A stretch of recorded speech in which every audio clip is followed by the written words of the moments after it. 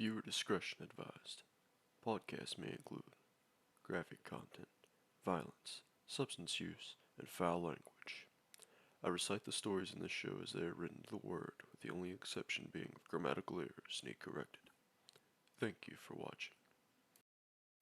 Copyright notice. The stories I share on this podcast are told either via public domain reciting or by the use of Creative Commons share-alike licensing. Unless expressly mentioned by me, the stories in this podcast do not belong to me in any way and are subject to copyright by their original owner or owners.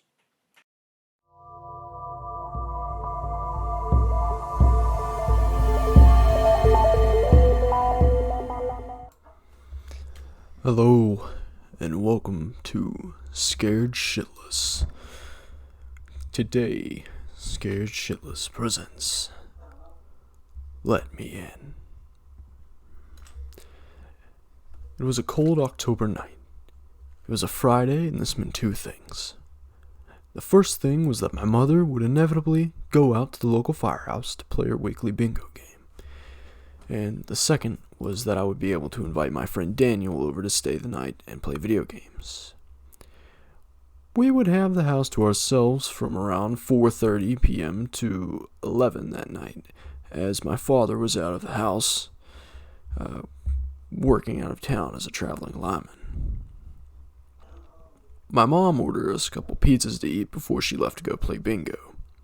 The pizza arrived around 5 p.m. As Daniel and I were enjoying the crispy pepperoni on our pepperoni lovers pizza, we were talking about what we would do that night. He wanted to know if I had the new version of a popular pro football game that many people play on video gaming consoles. I told him I actually did have the game, and with excitement, we scarfed down our pizza as quickly as possible. Daniel and I were die-hard football fans, but we never actually played football. Daniel was a tall and lanky guy who, in all the years I've known him, I don't think he's ever done a single push-up.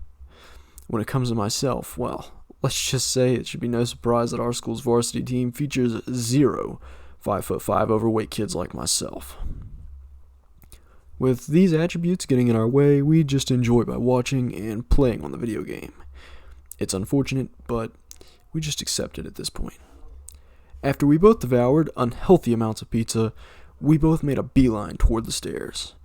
Once in my room, we settled into my beanbag chairs that I had rested at the foot of my bed, and we turned on the game.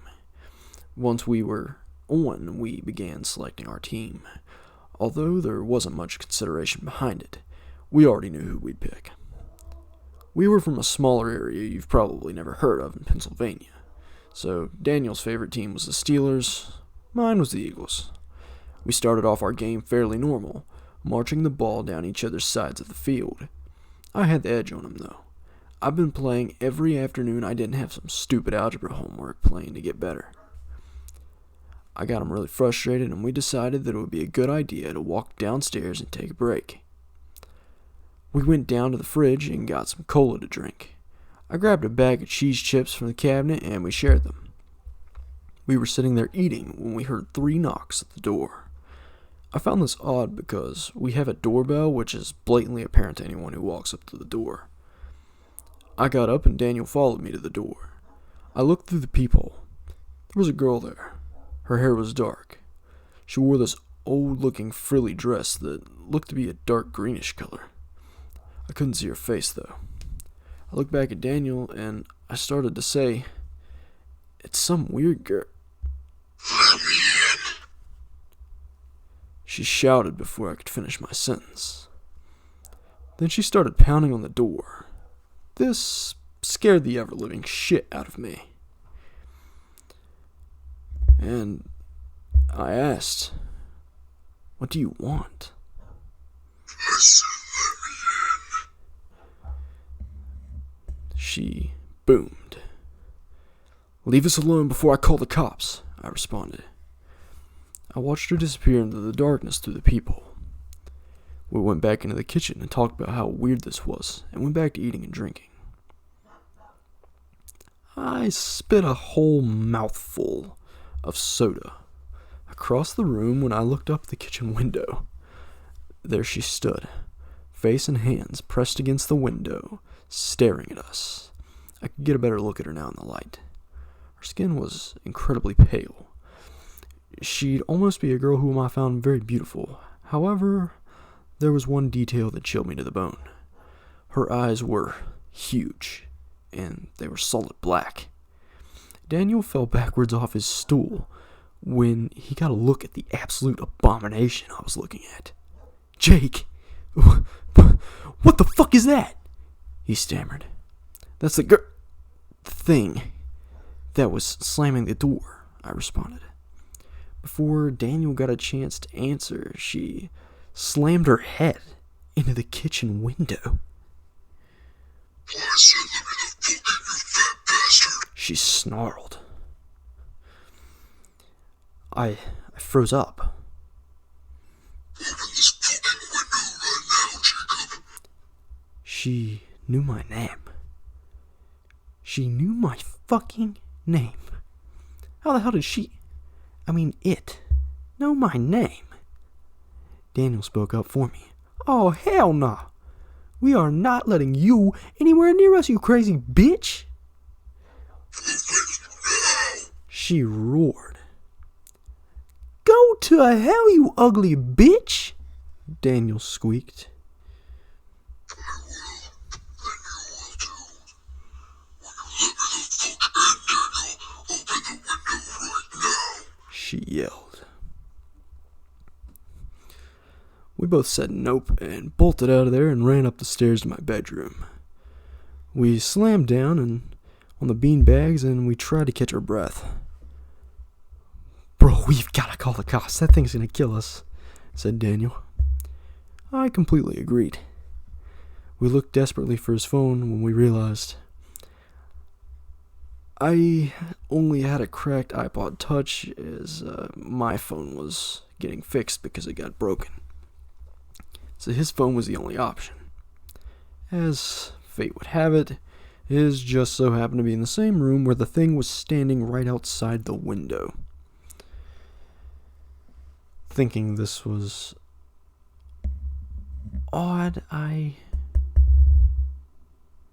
pulled back my curtains. There was a dull thud on my bedroom window. Thinking this was odd, I pulled back my curtains, and there she was. If you let me in, I'll let myself in. Is all she had to say before she slammed a fist into my window. We ran again. This time we went to my bathroom, which had no windows, and locked the door. For what seemed like years, we heard several crashes and bangs around the house, when finally we heard a sound that sent our blood cold. The heavy front door swinging open downstairs. A stern set of footsteps sounded as they came up the stairs in my house.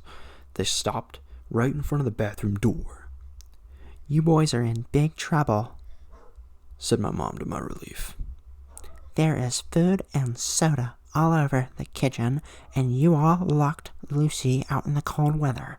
You should be ashamed," said my mom. "Miss Jones, who was Lucy?" Daniel asked.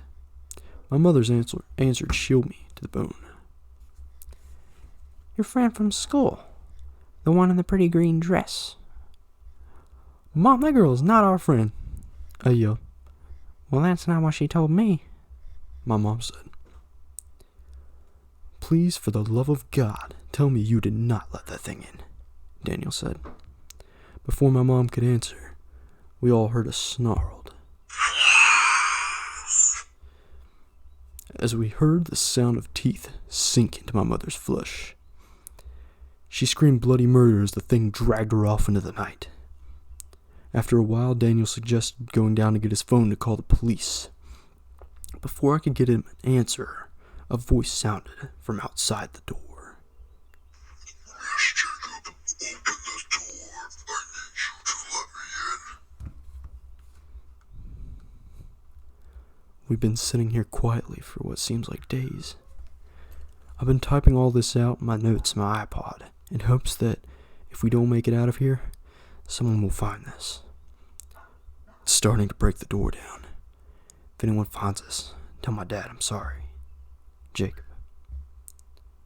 This manuscript was found written on an iPod after concerned neighbors called the police to a possible home invasion case. 2 residents and 1 guest who were supposed to be there were not in the house. There were bloodstains all over the bathroom and upstairs hallway leading out the front door. With the amount of blood, it is suspected that all the victims have died. No suspects have been identified in this case. Thanks for watching. Be scared shitless.